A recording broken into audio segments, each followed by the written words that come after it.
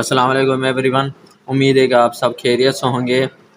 अगर आप न्यू हैं तो चैनल को सब्सक्राइब करें और बेल आइकन को भी प्रेस कर दें ताकि हमारी हर नई आने वाली वीडियो आप तक मिल सके। ठीक है, तो चैप्टर नंबर 1 से स्टार्ट किया हुआ था हमने, तो बाकी एग्जाम्पल हम कर चुके हैं। तो आज हम स्टार्ट करेंगे एग्जाम्पल नंबर 5। तो 1.5 है, तो उसमें क्या क्या है वो देखेंगे, उसमें कैसे सोल्व करना है। ये थोड़ी मुश्किल है, बाकी एग्जाम्पल की निस्बत ये थोड़ी मुश्किल है। आपको कंसेप्ट लेना पड़ेगा, पूरी वीडियो देखनी पड़ेगी ताकि आप इसको आसानी से समझ सकें। तो स्टार्ट करते हैं, पहले क्वेश्चन को ही रीड कर लेते हैं कि वो क्या पूछ रहा है। वो कहता है फाइंड द पावर। उन्होंने बता दिया है कि पावर मालूम करें। Delivers to an element at 3 millisecond पर आपने पावर मालूम करनी है। पावर का हमारे पास फार्मूला क्या होता है? हमारे पास पावर का formula P is equal to V I. तो ये हमारे पास इसका फार्मूला होता है। और वी आई हमारे पास आई भी गिवन हो और वी भी गिवन हो, लेकिन हमारे पास आई तो गिवन है, आई की वैल्यू ये मौजूद है। लेकिन हमारे पास जो वी है वो डिपेंडेंट है। किस पे डिपेंडेंट है? आई पे डिपेंडेंट है, क्योंकि आई हमारे पास इंडिपेंडेंट है। वोल्टेज हमारे पास जो वी है वो डिपेंडेंट है किस पे? आई पे।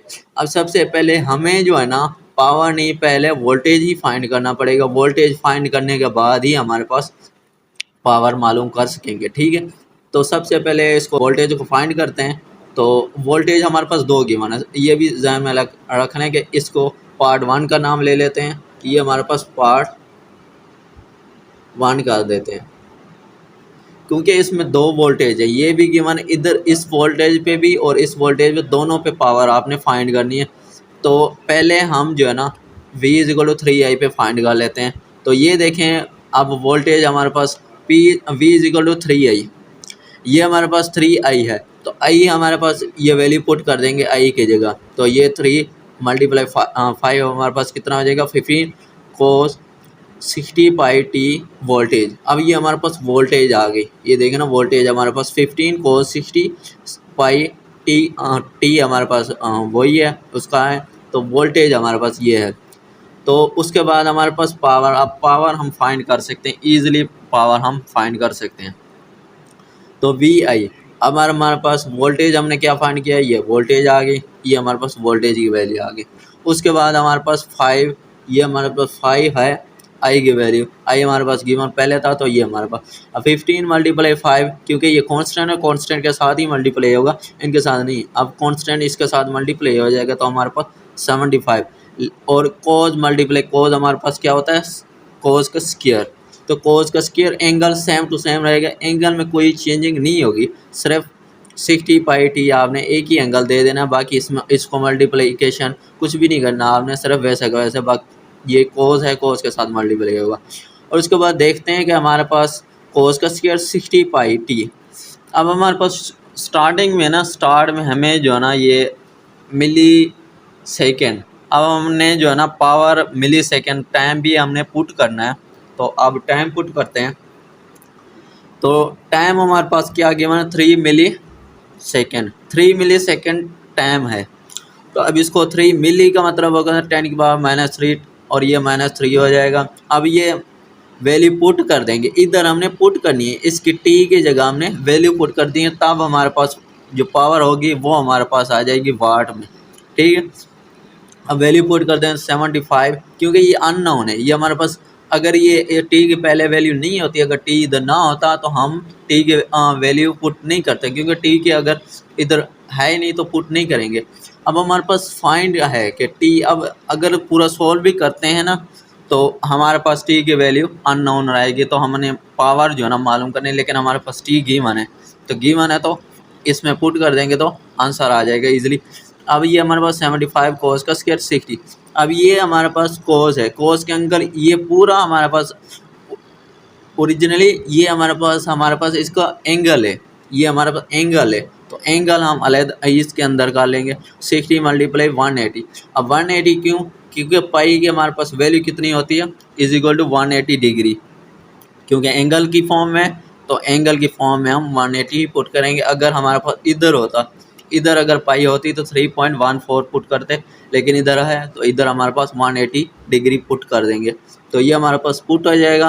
और इसका आंसर इनको मल्टीप्लाई करोगे तो आपके पास आ जाएगा 32.4, यानी 32.4 एंगल है। एंगल आपने कैलकुलेटर से आप फाइंड कर सकते हैं कि कैलकुलेटर किस तरह, ये हमारे पास है कोज रखेंगे, ये हमारे पास कोज है और क्या है 32.4, तो अब ये हमारे पास वैल्यू आ जाएगी। ये हमारे पास देख रहे होंगे कि हमारे पास क्या आ जाएगा 0.8443। अब इस वैल्यू का हम स्केल लेंगे और उसके बाद हम 75 के साथ मल्टीप्लाई कर देंगे तो उसके बाद हमारे पास 53.46 वाट आ जाएगा। ये हमारे पास पावर की वैल्यू आ जाएगी। अब ये देखें पार्ट 2 में हमारे पास वोल्टेज डिफरेंट है, करंट जो है ना हमारे पास सेम ही रहेगा लेकिन वोल्टेज डिफरेंट आ रही है। तो वोल्टेज डिफरेंट किस तरह फाइंड करेंगे वो देखें। अब वोल्टेज उन्होंने V = 3di/dt दिया, तो 3di/dt हमारे पास है। तो हमारे पास अब फाइंड कर देंगे इसको di/dt का मतलब है चेंज इन करंट और चेंज इन टाइम। तो हमारे पास डेरिवेटिव है चेंज इन, हमारे पास रेट ऑफ चेंज, हमारे पास डेरिवेटिव ही होता है। तो इसको डेरिवेटिव इसका लेंगे तो 3 × 5 हो जाएगा और कोस का हमारे पास डेरिवेटिव क्या होता है माइनस साइन। कोस हमारे पास इसका देख लेते हैं, कोस का डेरिवेटिव हमारे पास माइनस साइन होता है। तो ये हमारे पास कोस का डेरिवेटिव हमारे पास माइनस साइन आ गया, तो ये माइनस साइन आ गया। उसके बाद हम जो है ना इसको मल्टीप्लाई कर दें। अब इसका भी हमारे पास जो एंगल है उसका भी डेरिवेटिव लेंगे। एंगल का हमारे पास डेरिवेटिव 60πt, तो उसका एंगल हमारे पास डेरिवेटिव क्या आ जाएगा 60 और 60 इसके साथ मल्टीप्लाई करेंगे तो हमारे पास आ जाएगा -900π sin 60πt। तो ये हमारे पास इसका मल्टीप्लिकेशन आ गया। अब हमारे पास ये हमारे पास वोल्टेज फाइंड हो गया, करंट तो पहले मौजूद था, हमारे पास वोल्टेज ही फाइंड करना था, वोल्टेज आ गया। अब हमारे पास फार्मूला पुट कर सकते हैं P = VI। तो VI हमारे पास आ गया, हमारे पास वोल्टेज की वैल्यू आ गई, करंट की वैल्यू आ गई। तो हमारे पास -9 इनके साथ मल्टीप्लाई हो जाएगा, -900 × 5, तो ये हमारे पास -4500π, क्योंकि पाई में हमारे पास पहले मौजूद था तो ये हमारे पास पाई, और sin 60 और cos 60πt ये हमारे पास वैसे सेम टू सेम रहेंगे। अब उन्होंने एक वैल्यू दी गई, पहले भी क्वेश्चन में हमने ऐसे ही किया था उसका पार्ट 1 में, अब पार्ट 2 में भी इसी तरह t की वैल्यू पुट कर देंगे। t के हमारे पास क्या है 3 मिलीसेकेंड 10⁻³ तो जहाँ जहाँ t है हमारे पास दो जगह पे, इधर भी है इधर भी है, तो इनकी वैल्यू पुट कर देंगे। तो -45 sin 60 × 180 × t की वैल्यू पुट देंगे। पाई की वैल्यू 180 है और मल्टीप्लाई 3 × 10⁻³ और उसके बाद हमारे पास कोस की जगह वैल्यू पुट कर देंगे। तो साइन का हमारे पास ये मल्टीप्लिकेशन आ जाएगा 32.4 और कोस 32.4। अब साइन के हमारे पास 32.4 एंगल है, ये भी एंगल है ये भी एंगल है, तो इस पे हमारे पास साइन की वैल्यू ये आएगी और इसकी कोस की ये आ जाएगी।